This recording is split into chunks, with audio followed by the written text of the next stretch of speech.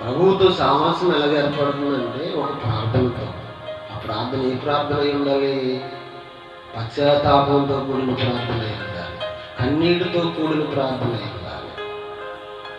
కలిగిన శ్రమ లేకపోతే బాధ, ఇబ్బంది, లేకపోతే కలిగిన రోగం, మంచమే అనేది మనకి లేవలేని స్థితి కలిగి మనం ఉంటాం కదా. దాంట్లో కూడా లేదా డబ్బు లేదా బలం మనకు సహకరించని స్థితి కలిగి ఉంటుంది అనమాట. ప్రభు తన ఎప్పుడైతే పశ్చాత్తాపంతో కన్నీటితో ప్రార్థన చేసి ప్రభు తట్టు ఎప్పుడైతే మనం తిరుగుతామో అప్పుడు మన ప్రభు మరణాలు లేవనెత్తడానికి సమర్థుడు.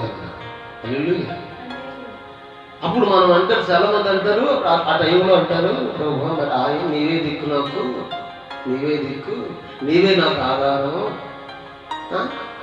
ఒకవేళ నువ్వు నన్ను లేవనెత్తితే కనుక, నన్ను బాగు చేస్తే కనుక బాబు నీకు నాకు ఈ లోకంతో పని లేదు బాబు, ఈ లోకంలో ఉన్న వాటితో నాకు పని లేదు బాబు, నాకు ఇంకెవరు నాకు అక్కర్లేదు, నా అన్నదమ్ములు కానీ వెళ్ళాలి నాకు అక్కర్లేదు బాబు, నీవే నాకు బాబు, నేను నీతోనే ఉంటానని చెప్పి ఆ రోజు నా దినమున దేవునికి మొక్కుబడి చేసేవారు, దేవునితో ఒడంబడి చేసుకునేవారుగా, దేవునికి సమర్పణ అనేది కలిగిన వారుగా కూడా ఉంటారు.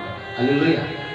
మరి దేవుడు లేవనెత్తిన తర్వాత మరలా మనం ఆరోగ్యవంతులైన తర్వాత, మరలా అప్పులు తీర్చుకున్న తర్వాత, త్వరలో అన్నీ కూడా కోల్పోయినవన్నీ కూడా మరలా తిరిగి యోగు గారు చూసారా, కోల్పోయినవన్నీ మరలా దేవుడు యోగుకు దయచేయలేదా? స్తోత్రం చెప్పినట్టుగా నిజం.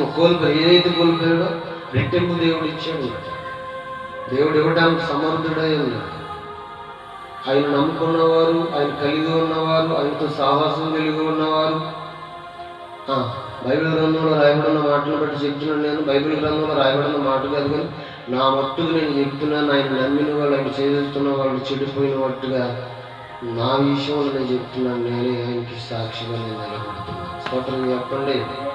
నిజమండి. ఆయనతో సహవాసం కలిగి సహవాసంలోకి వచ్చి సహవాసాన్ని కోల్పోయి మరలా పడిపోయి చెడిపోయిన వాళ్ళు ఉన్నారేమో కానీ బైబిల్ గ్రంథంలో ఆయన సహవాసంలో ఉన్నట్టు చెడిపోయిన వాడు ఎవరు కూడా లేవు. స్తోత్రం చెప్పండి.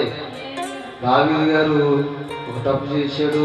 ఆ తప్పును బట్టి దేవుడు ఆ పాపాన్ని తను ఎదుటించినప్పుడు దావీదు ఆ పాపమును కప్పుకోనలేదంటే కానీ దేవుని ఎదుటి ఒప్పుకున్నాడంట. స్తోత్రం చెప్పండి.